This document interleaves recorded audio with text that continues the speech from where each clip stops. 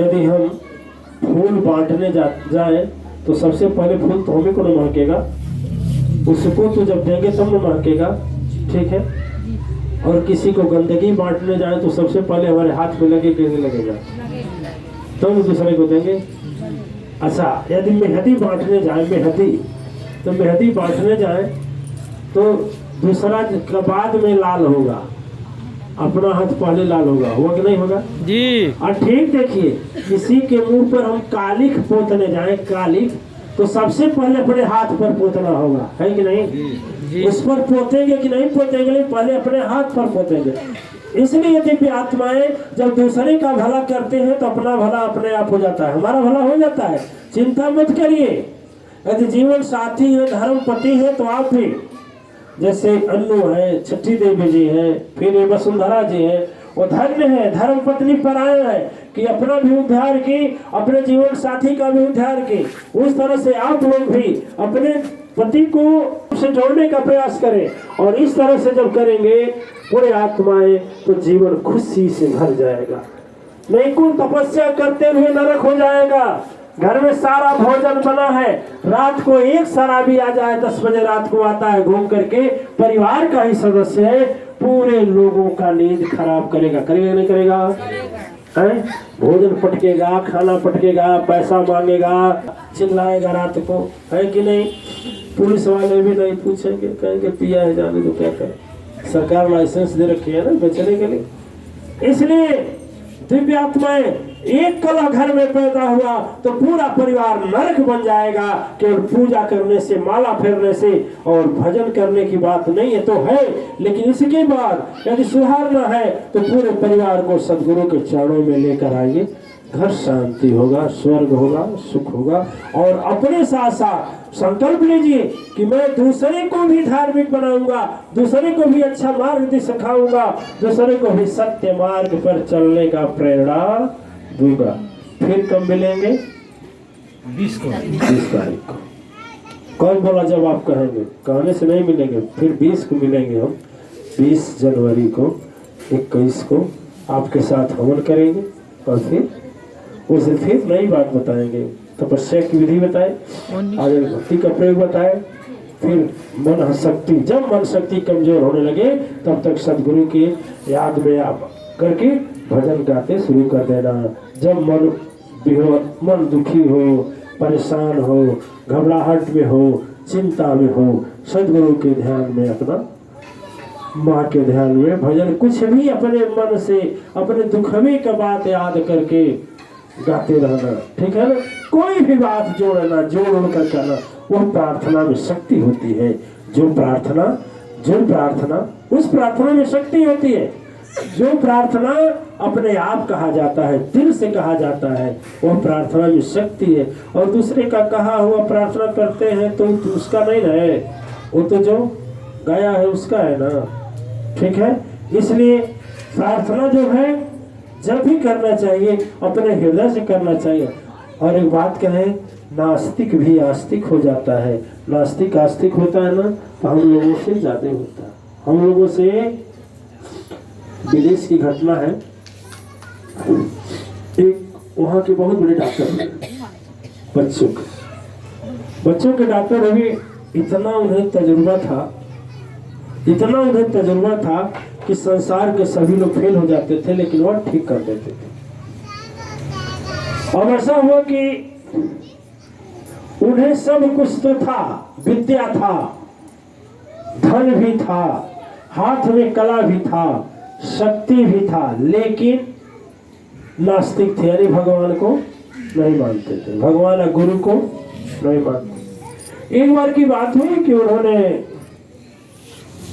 एक बार की बात हुई कि उन्होंने एक कॉन्फ्रेंस में अपना समय दिया और भारत, ऑस्ट्रेलिया, न्यूजीलैंड और एक और देश का सारे डॉक्टर वैज्ञानिक पहुंचे थे। उनको कॉन्फ्रेंस में जाना था, इसलिए समय दे रखे थे।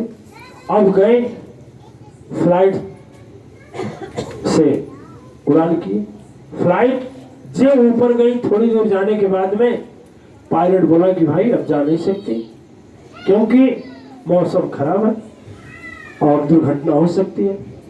जब ऐसा हुआ फिर भी उनके मन में विश्वास नहीं हुआ कि आखिर इतना दूर चला और इसके आगे मेरी जहाज नहीं जा रही है और भगवान है नहीं, तो फिर मौसम कौन कवर कर रहा है? कवर कोई कर रहा है ना, मौसम कोई अपने हाथ में ले रखा है ना, जो पायलट संकेत कर दिया कि नहीं जा सकता है।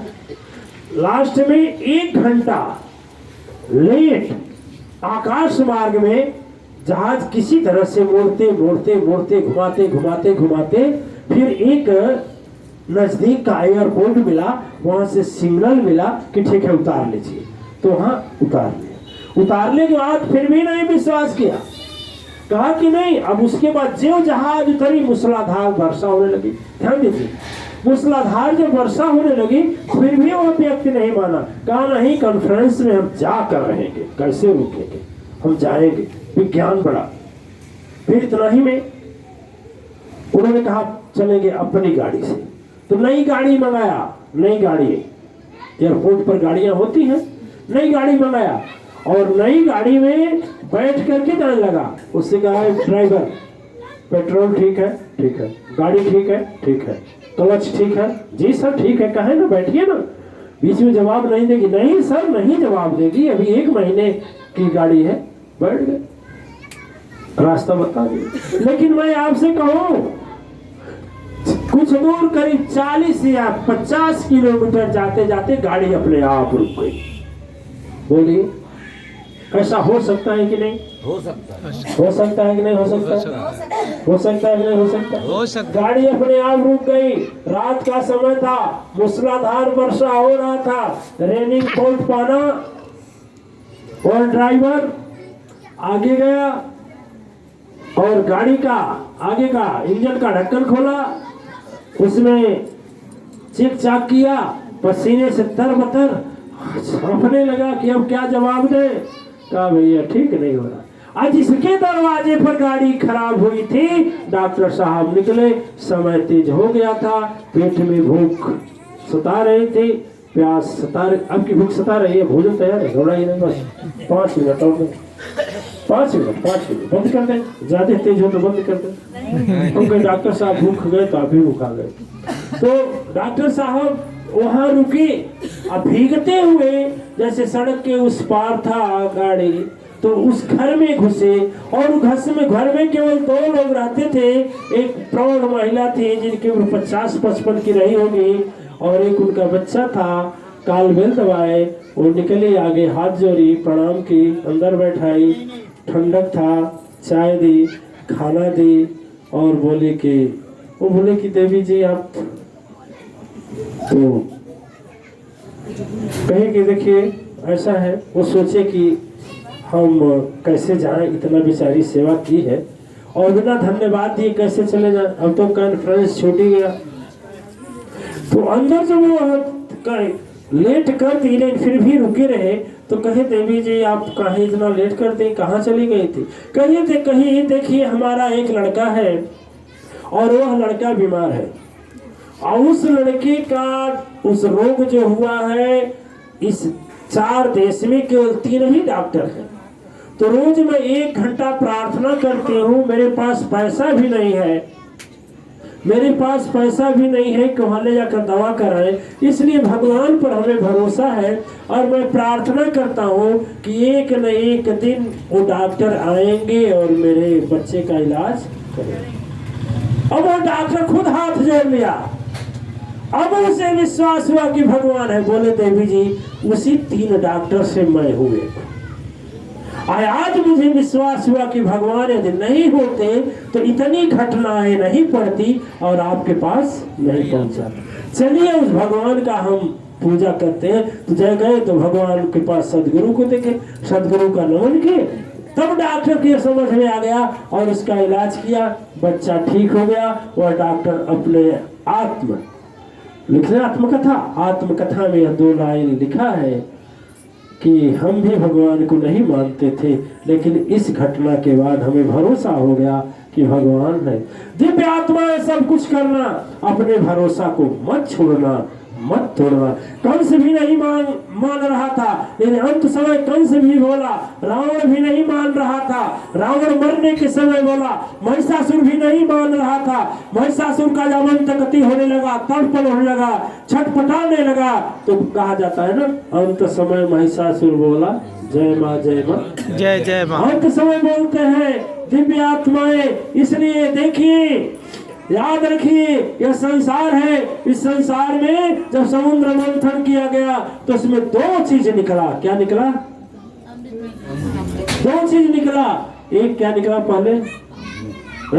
विष और दूसरा अमृत। देखिए, कहा जाता है विष जो पिए वो हम महादेव कहलाता है, और विष जो पिए वो महादेव कहलाता है, और अमृत जो पिए वह देव कहलाता है।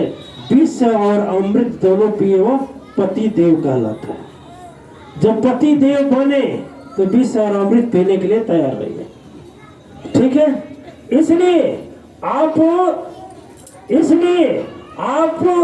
विष और अमृत से परे होकर के दिव्य आत्माएं और परम शक्ति सत्ता जो सदगुरु ने आपको बताया, सदगुरु ने आपको दिखाया, सदगुरु ने आपको जनाया, कुछ नहीं आता है तो बस जो भजन है ना, भजन जय माँ अम्बे जय माँ अम्बे जगदम्बे, यही चलते फिरते उठते जागते मगन होइए। इतना खुश रहिए कि सामने देखने वाला खुश हो जाए, समझे कि आखिर कौन सा खजाना पाया है, कितना खुश है, वो पीछे पीछे चल देगा। अच्छा ये बताइए,